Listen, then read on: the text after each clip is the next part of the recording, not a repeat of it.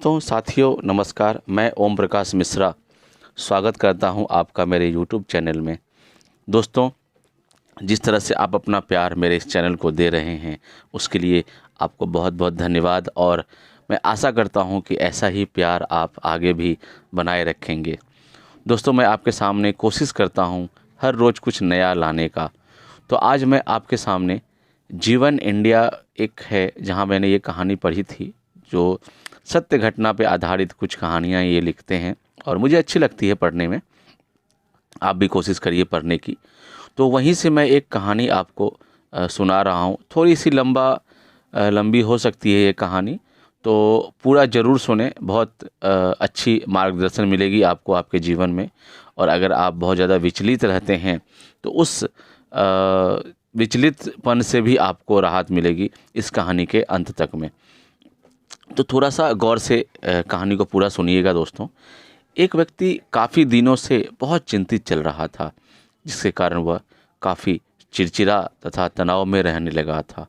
वह इस बात से परेशान था कि घर के सारे खर्चे उसे ही उठाने पड़ते हैं। पूरे परिवार की जिम्मेदारी उसी के ऊपर है। किसी न किसी रिश्तेदार के उसके यहाँ आना जाना लगा ही रहता है। इन्हीं बातों को सोच सोच कर वह काफ़ी परेशान रहता था तथा बच्चों को भी अक्सर डांट देता था तथा अपनी पत्नी से भी ज़्यादातर उसका किसी न किसी बात पर झगड़ा चलता रहता था। दोस्तों, एक दिन की बात है, वो ऑफिस से घर आया। उसका बेटा उसके पास आया और बोला, पिताजी मेरा स्कूल का होमवर्क जरा कर दीजिए। वह व्यक्ति पहले से ही बहुत तनाव में था। उसने बेटे को डांट कर भगा दिया। लेकिन दोस्तों, जब थोड़ी देर बाद उस व्यक्ति का गुस्सा शांत हुआ तो वह अपने बेटे के पास गया तो देखा कि बेटा सोया हुआ है और उसके हाथ में उसके होमवर्क की कॉपी है। उसने कॉपी लेकर देखी और जैसे ही उसने कॉपी को नीचे रखनी चाहिए, उसकी नज़र होमवर्क के टाइटल पर पड़ी। होमवर्क का टाइटल था दोस्तों, वे चीज़ें जो हमें शुरू में अच्छी नहीं लगती लेकिन बाद में वो अच्छी ही होती है। ये उस कहानी का शीर्षक था जो बच्चे ने लिखा था, जो उसके स्कूल में होमवर्क उसको दिया गया था। इस टाइटल पर बच्चे को एक पैराग्राफ लिखना था जो उसने लिख लिया था। उत्सुकतावश उसके बच्चे का लिखा पढ़ना शुरू किया। उसके बच्चे ने जो लिखा था, उसके पिता के मन में बहुत उत्सुकता जाग गई वो टाइटल देख करके। तो उसने सोचा कि क्यों नहीं अब इसे पूरा ही पढ़ा जाए। तो दोस्तों, बच्चे ने लिखा था पहली लाइन में, मैं अपने फाइनल एग्ज़ाम को बहुत धन्यवाद देता हूँ। मतलब उसकी जो फाइनल परीक्षा है उसको वो बहुत धन्यवाद देता है, क्योंकि शुरू में तो ये बिल्कुल अच्छे नहीं लगते लेकिन इनके बाद स्कूल की छुट्टियां पड़ जाती है।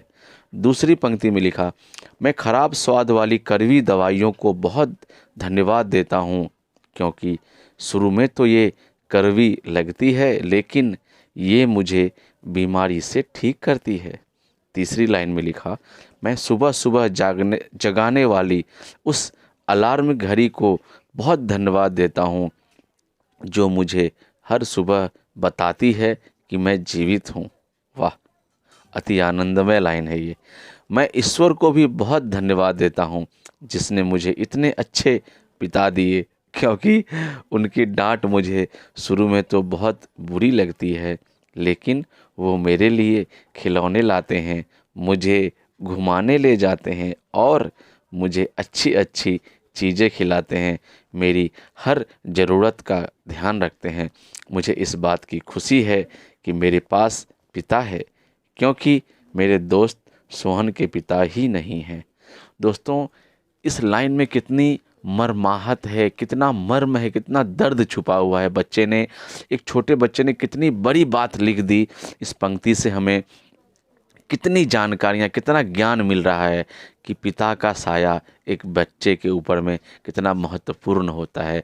चाहे वो पिता कितना ही वृद्ध क्यों ना हो जाए, अगर वो आपके घर में केवल बैठा है तो समझ लीजिए आसमान आपके ऊपर है, और अगर नहीं है तो आप इस संसार में चाहे आपके कितने भी लाखों, कितने भी रिश्तेदार हों, कितने भी दोस्त हों, लेकिन आप अकेले हैं और केवल अकेले हैं। तो पिता का महत्व हमारे जीवन में सर्वश्रेष्ठ है।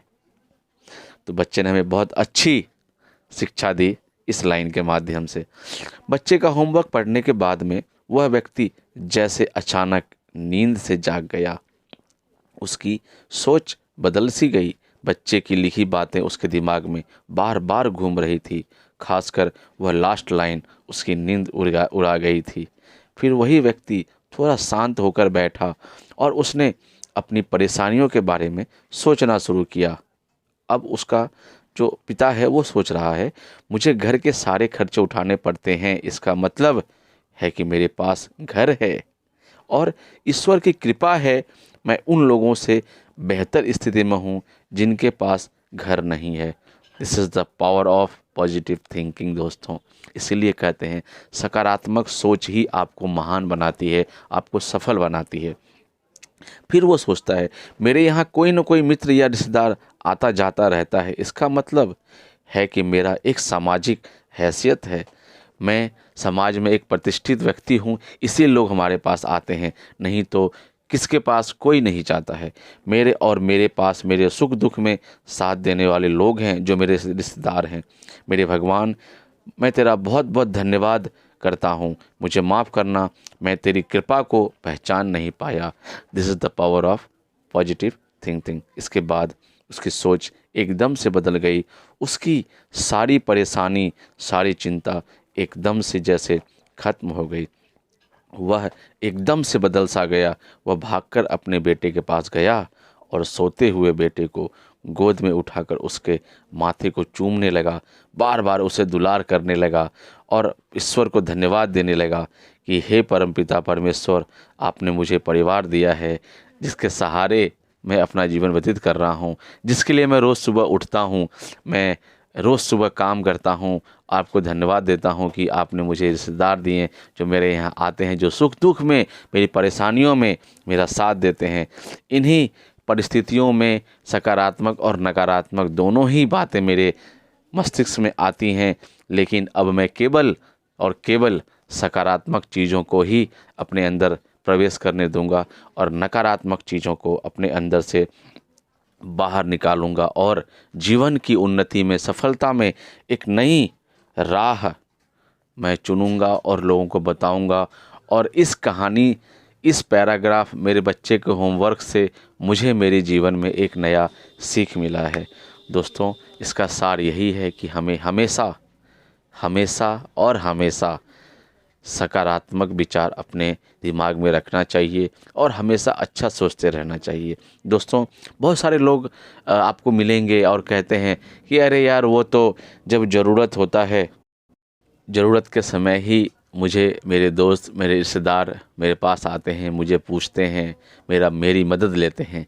तो दोस्तों, आपको आपके परमपिता परमेश्वर ईश्वर को बहुत बहुत लाख लाख धन्यवाद देना चाहिए कि ईश्वर ने आपको उस लायक बनाया है कि आप दूसरों की मदद कर सकें।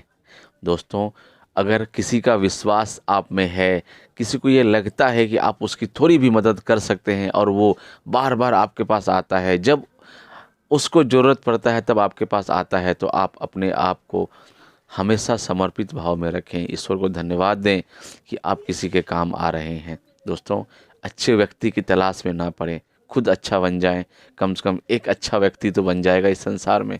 धन्यवाद दोस्तों, नमस्कार। मैं ओम प्रकाश मिश्रा फिर से आपका बहुत बहुत धन्यवाद करता हूं कि आपने मेरे इस चैनल को इतना प्यार दिया है। नमस्कार, मिलते हैं फिर एक नए जानकारी के साथ में।